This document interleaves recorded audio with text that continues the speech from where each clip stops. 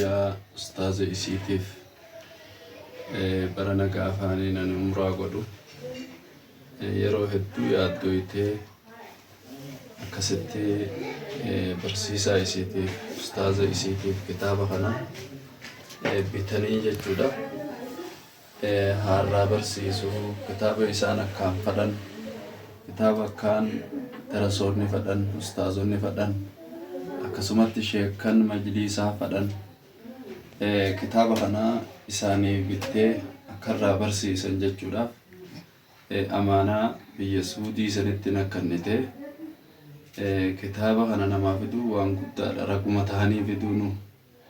akkasitti anis waaniin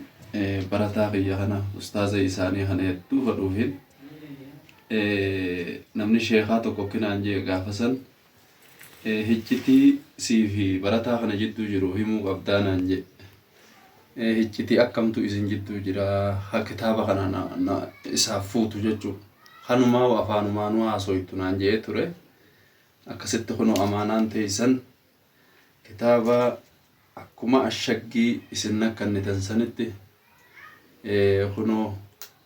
ammaan ustaaza keeysanitti ichi kanna amaanaan ustaaza keeysan bira geeysee addunyaan teeysan aakiraan teeysan isinii haa toltu jireenya keeysan ka addunyaa aakiraa rabbii isinii haa tolchu waan kitaabni kun addunyaarra jiruun bu'aan saanuma deema isin addunyaarraa deemtanillee akka nama gartee sheerii guddaa majlisa keeysaa qabuuti waan kitaabni kun addunyaarra jiruun jechuu akkasitti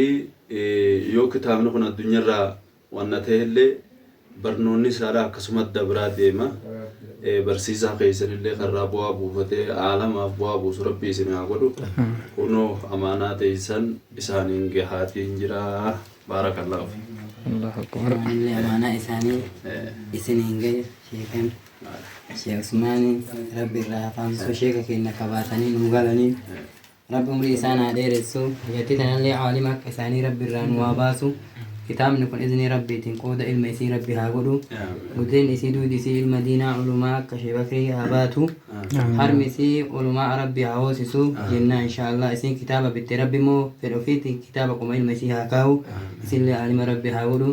sheeka keenya ni galatoonfanna kitaaba kana baatanii galuunifi obboleessa keenya qaalii Usmaan Ahmadii fiduu isaanii sheeka keenya Sheekh Bakrii Ibraahim rabbi jaannati isaanii haa kennu umrii isaan haa dheeressu isaan galatoonfanna isin maraa ni galatoonfanna kitaaba kana nama nu maraa gabu rabbi haa godhu nama irraa faamu rabbi haa taasisu umrii dheeraa rabbi nu haa godhu.